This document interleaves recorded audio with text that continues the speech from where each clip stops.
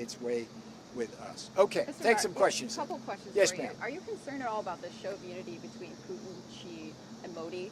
And then the second follow-up, we saw Trump truth about India, saying Sure. that they're going to cut those tariffs to nothing. Can you fill us in on the status of where the trade is right now with India, the negotiations? Here's what I can tell you, and again, I'd refer you to the article I wrote in the Financial Times on this, which goes into it. Here's the problem with India. It's a two-pronged problem. There's 50% tariffs on India. 25% of them is the reciprocal tariff because of unfair trade. 25% is the fact that India is buying oil from Russia. So start with the reciprocal trade tariffs. The problem is that India literally is the Maharaja of tariffs. It has the highest tariffs of any major country in the world, and it's in denial about that. It tries to tell everybody out there that that's not true when it is demonstrably true. So they should engage with us. They haven't done that as Japan, Korea, the Philippines, Indonesia, the European Union has. They simply think they continue having their way with us. President Trump's not going to allow that. Now, with respect to the tariffs, the 25% tariffs on India's buying oil from Russia, this is an incredible situation. Every one of you, when you report this story, should report the following fact. This is the first fact. India, for all practical purposes, did not buy any oil to speak of from Russia before Russia invaded Ukraine in February 2022. How many of you knew that? Probably not many. The way this oil trade worked is once Russia invaded and they were figuring out ways around to sell their oil, Russian refiners went to refiners in India, got in bed with them. Some of them actually help produce right in India now. Putin gives India a discount on crude. They refine it, sell at premium prices to Europe, Asia, and Africa. It's nothing but profiteering. India cannot stand on the thin reed that somehow they need this oil to run their cars or cool their homes. It's false, just simply false. And so here's how this works. This is the crazy math of this for the American people. Listen to me carefully here. India charges the highest tariffs in the world, has the highest non-tariff barriers. So they export a bunch of stuff to us. We can't export to them. Our workers and our businesses get hammered by India. India then uses the money we give them, buying their exports, to buy Russian oil. The Russians use the money from the Russian oil to build more bombs and weapons and drones to kill Ukrainians. And then the Ukrainians come to us in Europe to ask for more money from our taxpayers to pay for that.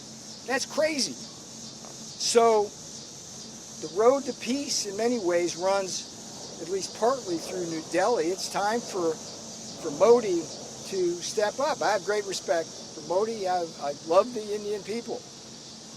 It was a shame to see Modi getting in bed as the leader of the biggest democracy in the world with the two biggest authoritarian dictators in the world, in Putin and Xi Jinping. That doesn't make any sense. I'm not sure what he's thinking, particularly since India has been in a Cold War and sometimes a hot war with China for decades. So we hope that the Indian leader comes around to seeing that he needs to be with us and Europe and Ukraine and not with Russia on this, and he needs to stop buying the oil. Okay? So then why not impose those secondary sanctions on China, which is a massive purchaser? Well, that's a separate issue. I would just remind you that we have now 50% tariffs on India. How much do we have on China? Well, it's How much do we have on China? What's that? 30%. No, it's over 50% total on China. Well, yeah, Okay, so the question is, yeah, how much more can you do? And there's a lot of things going on there. So I think that this issue is complex, but at a minimum, India's got to stop doing. You had a follow up now. Go here. Well, back to my first question about Who are you with, by the way? I'm Kit with the pool today. Oh, gotcha. Yeah. Okay. I first asked about the show of unity between Xi, Putin, and Yeah. Modi. Yeah, Are you concerned it's at all about troublesome. that? It's troublesome. India is the biggest democracy in the world by population.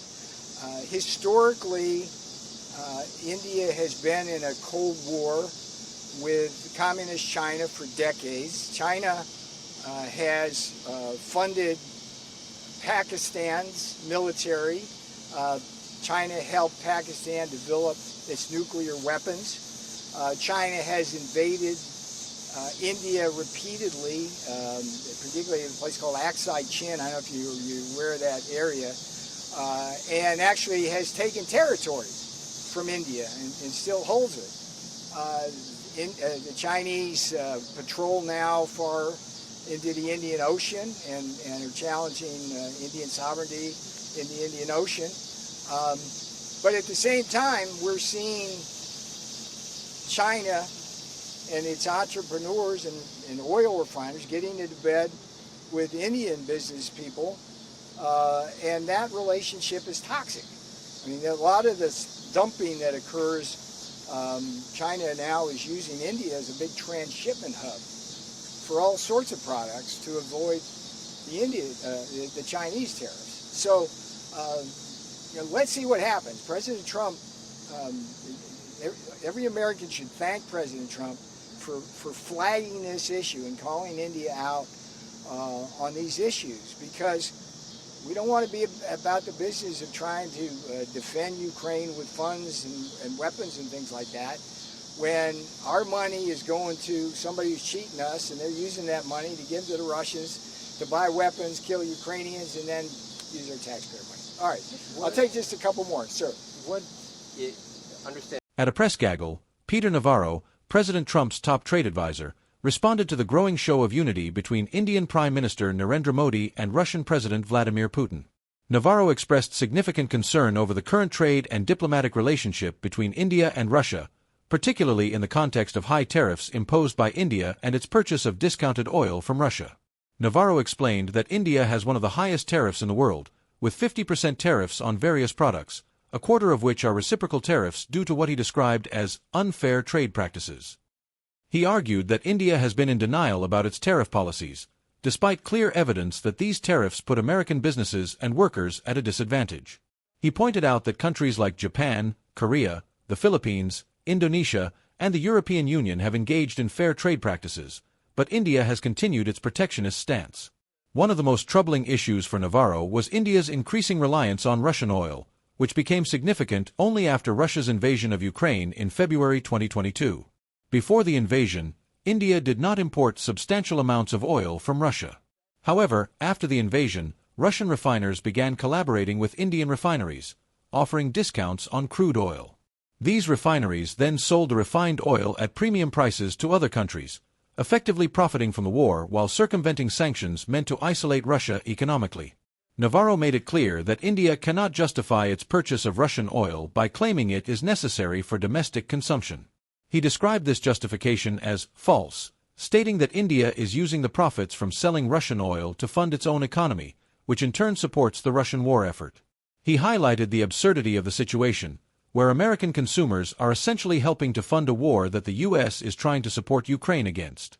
Navarro further emphasized the interconnectedness of these issues.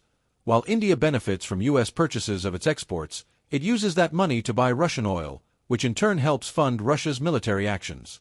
This creates a cycle where U.S. taxpayers are indirectly funding both the Russian war effort and the continuation of high tariffs from India. He urged India to reconsider its position and stop aiding Russia by purchasing its oil. Navarro also addressed the broader geopolitical implications of Modi's relationship with Putin, pointing out that India's historical conflict with China made it particularly surprising that India would align itself with a leader like Putin, who is increasingly seen as a threat to global stability. The long-standing tensions between India and China, including territorial disputes and military conflicts, make it all the more problematic that Modi would side with Putin, who has been seen as a global authoritarian leader. The conversation also touched on China's role in circumventing tariffs with India, as Chinese entrepreneurs and oil refiners began collaborating with Indian businesses. This, according to Navarro, is a toxic relationship that undermines fair trade and global stability. India is now serving as a major transshipment hub for Chinese products to avoid the tariffs imposed by the U.S., further complicating the already complex trade dynamics. Navarro concluded by praising President Trump for his leadership on this issue, noting that the former president was among the first to call out India's trade practices and its involvement in propping up Russia. He expressed hope that India would eventually recognize the negative impact of its actions and reconsider its support for Russia, aligning itself with the U.S., Europe, and Ukraine in the effort to counteract Russian aggression.